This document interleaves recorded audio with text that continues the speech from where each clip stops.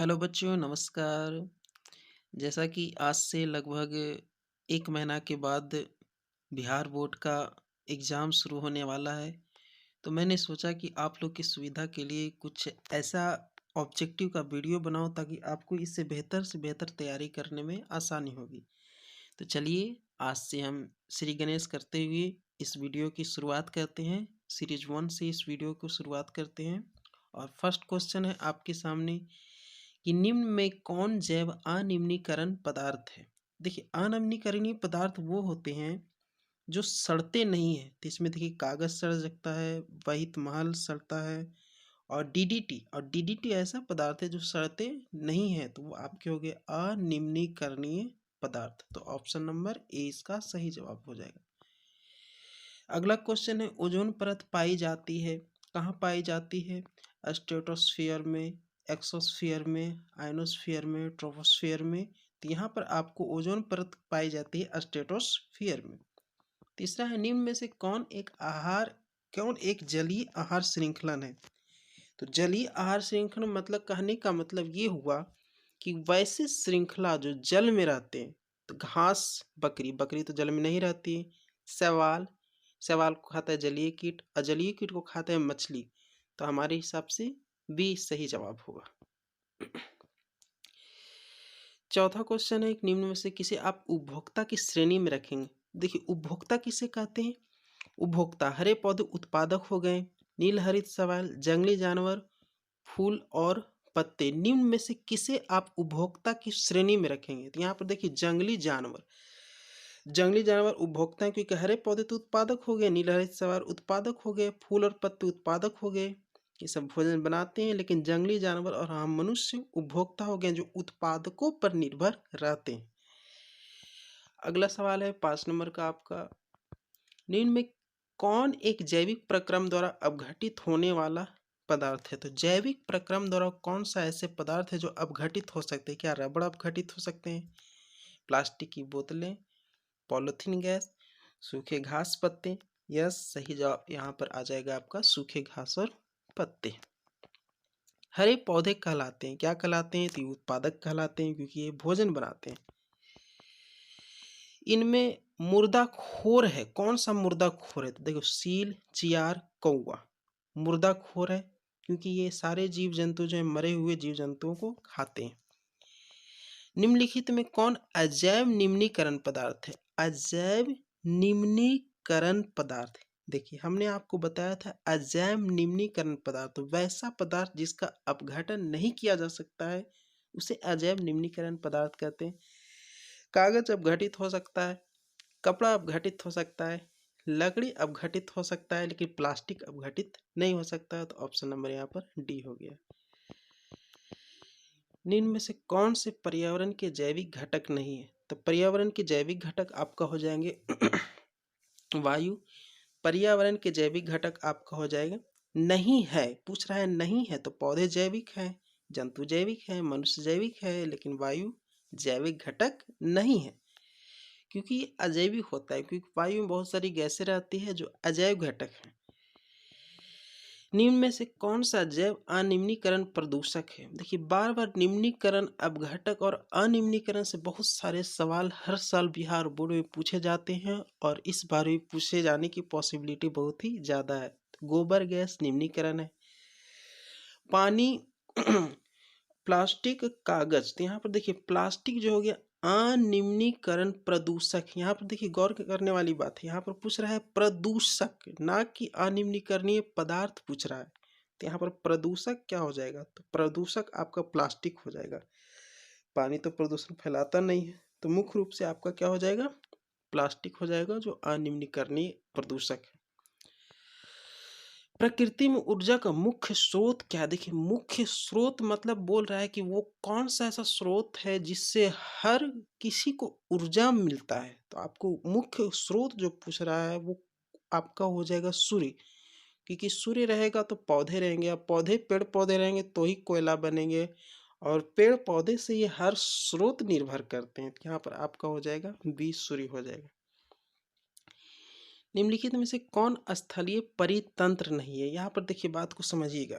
निम्नलिखित में से कौन सा स्थलीय परितंत्र नहीं है।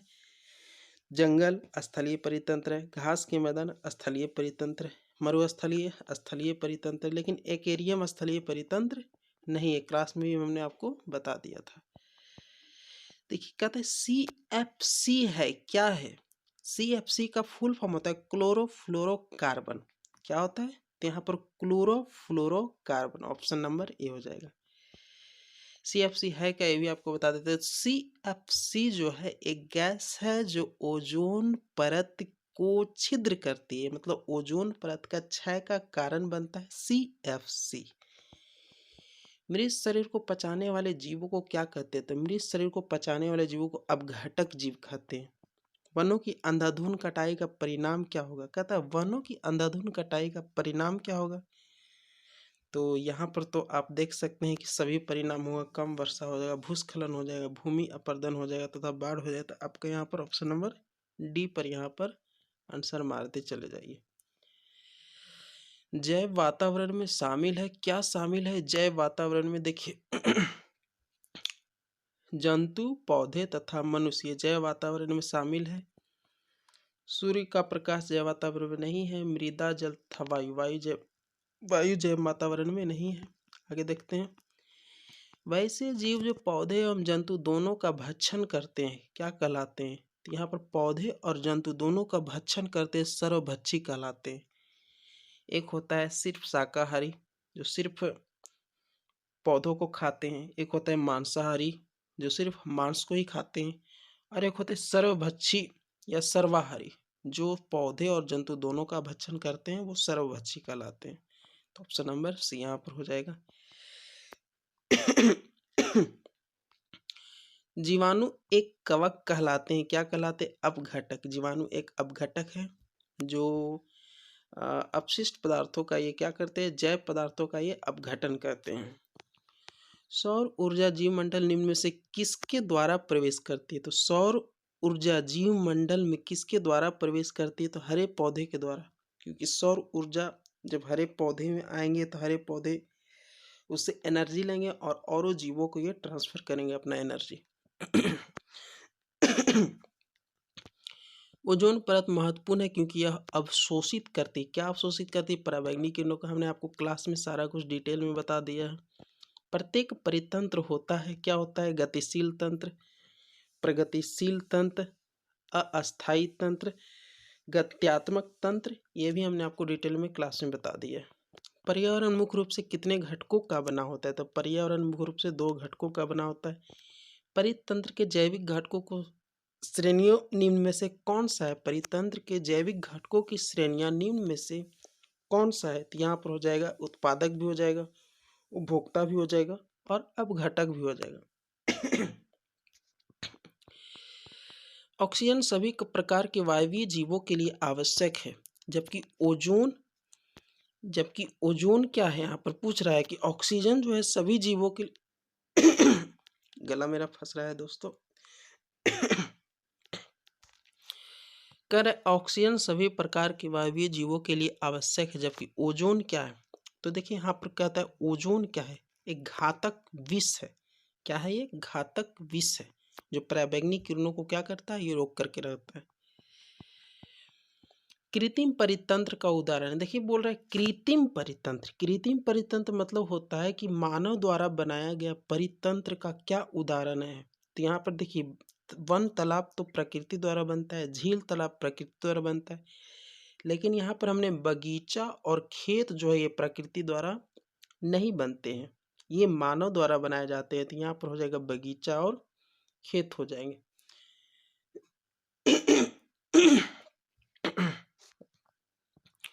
ओजोन परत पाया जाता है, देखिए आगे पूछ रहा है कि ओजोन परत कहाँ पाया जाता है? वायुमंडल के ऊपरी सतह में, वायुमंडल की निचली सतह में, वायुमंडल के मध्य सतह में।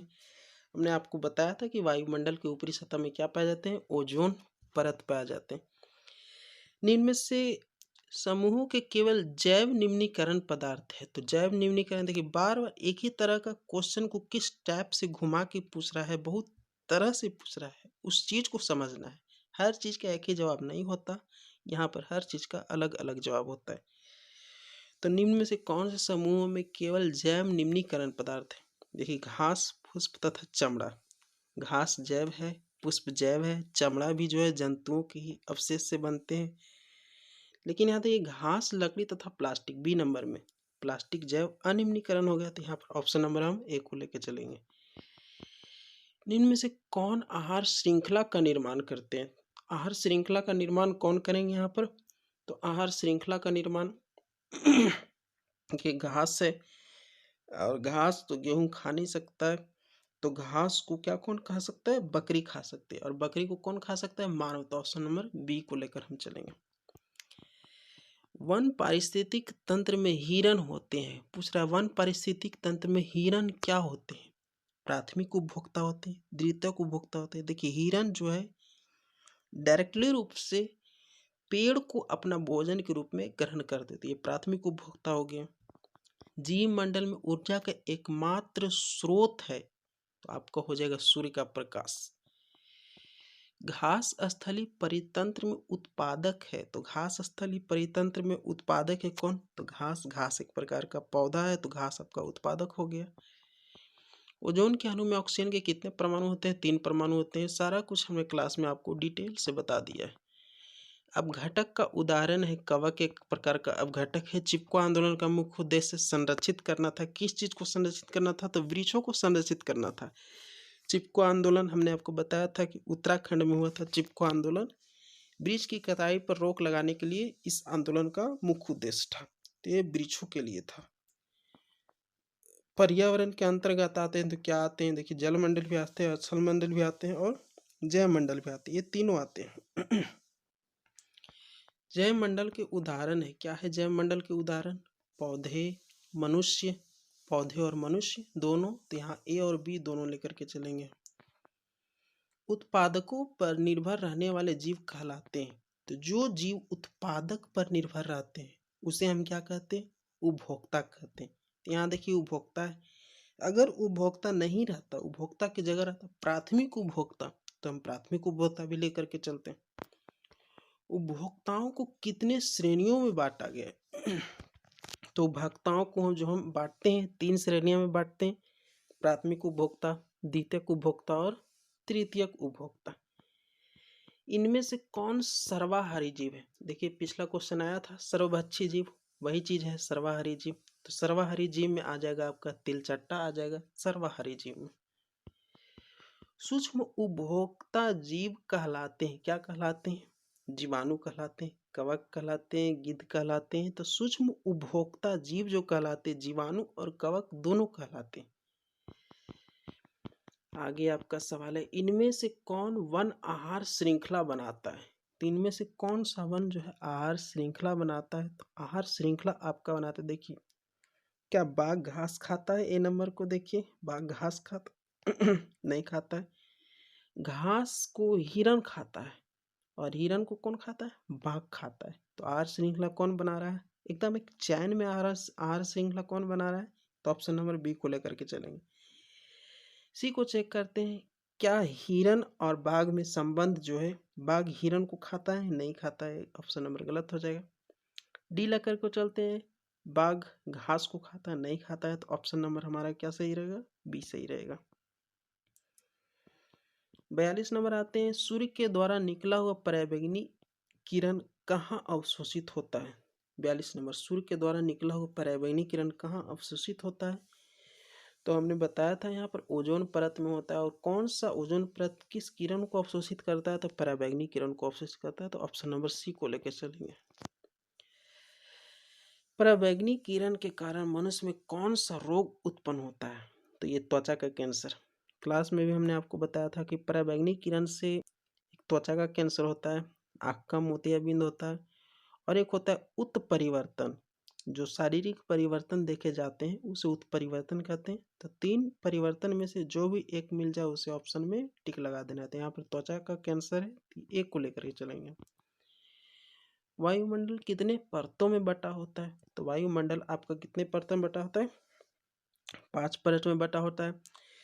क्षौम मंडल, आयन मंडल, मध्य मंडल, वायुमंडल और समताप मंडल। आगे लेके चलते हैं। पादप खाने वाले जीव को क्या कहते हैं? पादप खाने वाले जीव को, जो पादप खाते हैं उस जीव को क्या कहते हैं? शाकाहारी कहते हैं। मतलब जो पेड़ पौधे को खाते हैं उसे शाकाहारी कहते हैं। इनमें से कौन मानव निर्मित जैव निम्नीकरण है? तो मानव निर्मित जैव निम्नीकरण देखिए पूछ रहा है, इनमें से कौन मानव निर्मित जैव निम्नीकरण है? तो बायोगैस। ये प्रकृति ने नहीं बनाया। बायोगैस कौन बनाते हैं? मानव बनाते हैं, जिसमें मेथेन रहता है मुख्यतः। ये सब बता ही दिए थे क्लास में आप लोग को। 47 नंबर कह रहा है, हमारे द्वारा उत्पादित अजैव निम्नीकरण कचरे से कौन सी समस्या उत्पन्न होती है? तो अजैव निम्नीकरण, जो कचरा हम इधर उधर फेंकते हैं, जैसे मान लीजिए प्लास्टिक हो गया, अजैव निम्नीकरण कचरा हो गया, तो इधर उधर फेंकेंगे, नालियाँ जाम हो जाएगी, ये भी समस्या उत्पन्न होगा। मृदा प्रदूषण होगा, भूमि में जब मिल जाएगा तो इस वजह से जो है हमारा कृषि बेहतर तरीके से नहीं हो पाएगा। तीसरा है मानव शरीर में जैव आवर्धन। इसके द्वारा जब कृषि मिट्टी में जब फंसेगी तो उसका जो गुण है फसल में आएंगे, और फसल भोजन के रूप में हम जब उसे ग्रहण करेंगे तो हमारे शरीर को प्रभावित करेंगे। तो आपका हो जाएगा इनमें से सभी हो जाएगा। निम्न में से कौन आहार श्रृंखला नहीं है? क्या है? क्या घास को चूहा खाता है? चूहा को सर्प खाता है? बी नंबर को लेकर चलेंगे। सर्प नहीं होता है। देखिए ए नंबर सही है। चूहे, चूहे को जो है यहाँ देखिए पूछा, निम्न में से कौन आहार श्रृंखला नहीं है? तो चूहों को घास खा सकता है। चूहे को चूहे को घास को कौन खा सकता है? चूहे घास को खाता है, और घास को कौन खाता है? मोर खाता है। और मोर को कौन खाता है? सर्प खाता है। सही है। लेकिन सी नंबर आपका गलत लेके चल रहा है, सर्प घास नहीं खाते हैं। ठीक है, आगे आ जाते हैं। किसी पारिस्थितिक तंत्र में ग्रहण करने वाले होते हैं, कौन होते हैं? किसी पारिस्थितिक तंत्र में ग्रहण करने वाले होते हैं, उत्पादक होते हैं। आगे लेके चलिए, निम्नलिखित में कौन उत्पादक है? तो घास उत्पादक है।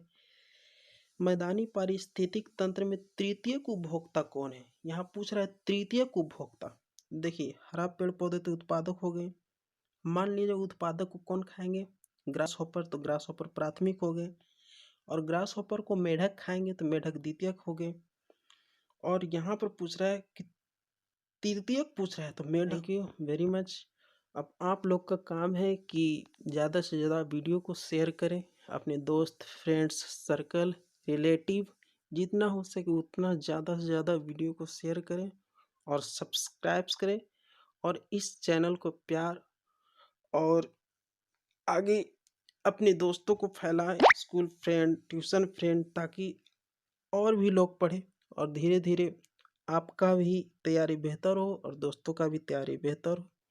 धन्यवाद, नमस्कार। फिर मिलते हैं हम इस वीडियो के साथ। जय हिंद, जय भारत।